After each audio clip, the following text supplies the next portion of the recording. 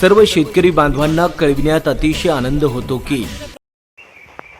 शेतकरी बंधूंनो नमस्कार।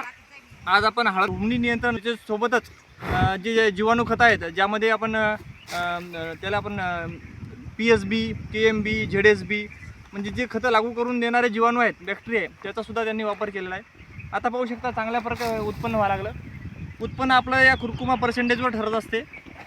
तर हा घेराव जेवढा जास्त रुंदी तेवढा आपलं उत्पन्न वाढत असते।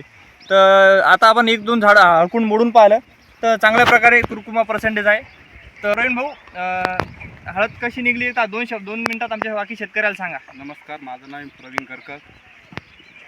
सरनं सांगितल्याप्रमाणे ज्यांच्या औषधं वापरल्यानंतर हळदात उत्पादनात वाढ झालेली। फक्त काय झालं, त्यांनी वेळोवेळी आम्ही सांगितलं आणि त्यांनी वेळोवेळी त्यांचं नियोजन केलं। त्यांनी टाईम चुकून काही केलं नाही, त्याच्यामुळे उत्पन्न हे चांगले आलेले। आता सरासरी हळदी एकदम चांगली आलेली। तर बाकीच्या शेतकऱ्यांनी सुद्धा आमच्यासोबत संपर्क करून पुढच्या वर्षीसाठी आपण प्लॅनिंग करू शकतो। धन्यवाद।